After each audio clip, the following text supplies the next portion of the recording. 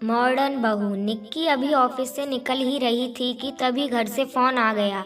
सासू जी ने कहा, बहू कहाँ हो तुम, घर आओ तो थोड़ा सा पनीर लेती आना। निक्की ने कहा, लेकिन मम्मी जी मेरे रास्ते में कोई ग्रोसरी स्टोर नहीं है, मैं कैसे लाऊंगी, आप सागर से मंगा लीजिए।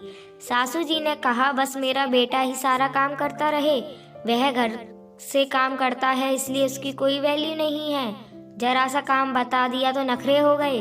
निक्की ने कहा, ऐसी कोई बात नहीं है मम्मी जी, मैं ले आऊंगी पनीर। और कुछ भी लाना है क्या? सासू जी ने कहा, बाकी मैं देख लूंगी। फोन रख सासू जी सीधे सागर के बेडरूम में पहुंच जाती हैं। मैंने पहले ही कहा था कि नौकरी वाली लड़की नहीं चाहिए, लेकिन तूने मेरी एक न मानी। अब जरा सा काम बोलो तो छूटते ही कह देती है सागर से मंगा लो। हम कभी भी अपनी सास के सामने जबान नहीं खोलते थे। सागर ने कहा, मम्मी क्या लाना है, मैं ला देता हूँ। मम्मी ने कहा, नहीं तू कुछ नहीं करेगा, वो ही लाएगी। अगर घर के काम को नहीं संभाल सकती तो छोड़ दे नौकरी। इतना सुनकर मम्मी तेजी से मुड़कर किचन की ओर चल देती हैं। निक्की पनीर लेकर घर पहुंच जाती है तो देखती है मम्मी जी अपने बेडरूम में है। वह जल्दी से बेडरूम में जाकर उन्हें पनीर देती है। तभी सासू जी ने कहा, मैं कब से तैयारी करके बैठी हूँ, तेरे ससुर जी जल्दी खाना खा लेते हैं, अब पनीर आया है, कब सब्जी बनेगी, हमें तो भूखा ही मार दो। यह सुनते ही निक्की की आंखों में आंसू भर आते हैं। तभी निक्की ने कहा, माँ जी आप बैठिए, मैं अभी 5 मिनट में खाना बना देती हूँ। निक्की जल्दी से किचन में जाती है और हाथ धोकर खाना तैयार करने लगती है। सबको खाना खिलाकर देर तक सारा काम निपटाने के बाद वह अपने बेडरूम में जाती है। थककर चूर होने के कारण कपड़े बदलकर सोने की तैयारी करने लगती है। तब सागर ने कहा, निक्की मैं जानता हूँ सब कुछ मैनेज करना तुम्हारे लिए बहुत मुश्किल होता जा रहा है, तुम चाहो तो नौकरी छोड़ सकती हो। निक्की ने कहा, सागर यह मेरे करियर का सवाल है, घर बैठकर मैं क्या करूँगी, मैंने शादी से पहले ही आपको बता दिया था कि मैं नौकरी करूँगी। सागर ने कहा, मैं मना नहीं कर रहा हूँ, लेकिन ऑफिस का इतना वर्कलोड, फिर घर का सारा काम, तुम्हारी सेहत भी तो ठीक रहनी चाहिए। तब निक्की ने कहा, आपको मम्मी जी को भी तो यह सब समझाना चाहिए, एक मेड तक नहीं रखने देती, सारा काम बहू से ही करवाना है। जब हम कमा रहे हैं तो एक मेड तो अफोर्ड कर ही सकते हैं। सागर ने कहा, चलो मैं एक बार फिर बात करता हूँ मम्मी से। निक्की ने कहा, कोई फ़ायदा नहीं है मम्मी जी से बात करने का, वो सोचेंगी कि एक काम की बहू से कहा तो उसने बेटे को भड़का दिया, मुझे सोने दो, सुबह ऑफिस जाना है। निक्की और सागर की शादी को 5 साल हो चुके थे। इन 5 सालों में निक्की ने बहुत कोशिश की कि अपनी सास का मन जीत सके, लेकिन मम्मी जी को मेरी हर बात में कमी नज़र आती थी। अगले दिन निक्की ऑफिस जाती है। लंच में वह अपने डेस्क पर बैठकर खाना खा रही थी। तभी उसकी सहेली टीना उसके पास आती है। टीना कहती है, क्या बात है, अकेले बैठकर लंच कर रही है, लगता है तेरी सास ने आज कुछ स्पेशल रखा है तेरे टिफिन में। तब निक्की ने कहा कि अपनी ऐसी किस्मत कहाँ, यहाँ तो खुद बनाना पड़ता है, सुबह सबके लिए नाश्ता फिर खाना, यही सब शाम को बनाना पड़ता है। टीना ने कहा, तुझे अपने ससुराल वालों से बात करनी चाहिए, या तो मेड रखें या तेरी काम करने में हेल्प करें। निक्की ने कहा, मैं कई बार कोशिश कर चुकी हूँ, कोई फ़ायदा नहीं है। टीना ने कहा, तेरे पति को कुछ दिखाई नहीं देता, कैसे हैं तेरे परिवार वाले? निक्की ने कहा, सागर भी अपनी मम्मी के सामने कुछ नहीं बोल पाते हैं, कभी कभी ऐसा लगता है सब कुछ छोड़कर कहीं भाग जाऊं। तभी उसे कॉल आती है। उसके बॉस ने उसे केबिन में बुलाया था। उसके बॉस ने कहा, निक्की तुम जिस प्रोजेक्ट पर काम कर रही थी उसमें कुछ प्रॉब्लम आ रही है, तुम्हें उसे ठीक करने के लिए 1 वीक के लिए दिल्ली जाना पड़ेगा।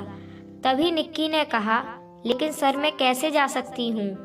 उसके बॉस ने कहा, तुम चाहो तो किसी को अपनी हेल्प के लिए ले जा सकती हो, जिसे भी चाहो, लेकिन प्रोजेक्ट कंपनी के लिए बहुत ज़रूरी है, हम रिस्क नहीं ले सकते, वहीं जाकर सब ठीक करना होगा। ऑनलाइन सपोर्ट से काम नहीं चल रहा है, क्लाइंट ने बोला है, नहीं तो प्रोजेक्ट कैंसिल हो जाएगा। निक्की ने कहा, ठीक है सर, कब जाना है? मैं अपने साथ टीना को ले जाना चाहती हूँ, उसने भी इस प्रोजेक्ट पर काफ़ी काम किया है। निक्की शाम को घर आकर सागर को सब बताती है। सागर ने कहा, ठीक है, कोई बात नहीं, बस एक बार मम्मी को बता देना। मम्मी जी को बताने उनके कमरे में जाती है। उसकी सास ने कहा, यह क्या कह रही हो बहू, तुमने हमने नौकरी करने की परमिशन दे रखी है, इसका मतलब यह नहीं अकेले सैर सपाटा करने चली जाओ। यह सब नहीं चलेगा, मना कर दो या तो जॉब छोड़ दो। लेकिन मम्मी जी, बहुत ज़रूरी प्रोजेक्ट है। मम्मी जी ने कहा, हमने भी दुनिया देखी है, यह सब बहानेबाजी हम अच्छे से जानते हैं। मम्मी जी, मैं कोई बहाना नहीं बना रही हूँ, आपको जो समझना है समझो, लेकिन मुझे जाना पड़ेगा। निक्की यह कहकर वापस अपने बेडरूम में आ जाती है। मम्मी जी भी पीछे पीछे आकर सागर को डांटने लगी, बेटा हमें वृद्धाश्रम भेज दे, जब घर में बड़ों की कोई ज़रूरत ही नहीं तो क्या फ़ायदा यहाँ रहने का, फिर तुम दोनों सैर सपाटा करते रहना। सागर ने कहा, मम्मी वो सैर सपाटा करने नहीं जा रही है, ज़रूरी काम है, मैं समझता हूँ, मुझे भी कभी कभी जाना पड़ता है, तेरी बात अलग है, बहू ऐसे नहीं जा सकती, तू सोच ले, अगर तुम्हें अपनी मनमानी चलानी है तो हमें वृद्धाश्रम छोड़ा। निक्की की आंखों में आंसू बह रहे थे। तभी दरवाजे पर डोरबेल बजी। सागर ने जाकर दरवाजा खोला। अपनी बहन सौम्या को देखकर वह चौंक गया। सागर ने कहा, क्या हुआ सौम्या, तू क्यों रो रही है, और इस वक्त यहाँ सब ठीक तो है? सौम्या सागर के गले लगकर रोने लगी। तभी मम्मी ने कहा, बेटी क्या हुआ, तू इस वक्त यहाँ कैसे आ गई, वो भी अकेली? सौम्या माँ से लिपटकर रो रही थी। बहुत देर तक बेटी को चुप कराने के बाद सौम्या ने मम्मी से कहा, मम्मी वो पूरी फैमिली के साथ पुणे शिफ्ट हो रहे हैं, मुझे यहाँ छोड़ गए क्योंकि मैं उनकी फैमिली में फिट नहीं हो रही हूँ। उन्हें मॉडर्न अंग्रेजी बोलने वाली और जॉब वाली बहू चाहिए थी, अब वह वहाँ दूसरी शादी करेंगी। हे भगवान, अब तेरा क्या होगा? कैसे लोग हैं, घर की लक्ष्मी को छोड़कर पैसों के पीछे भाग रहे हैं।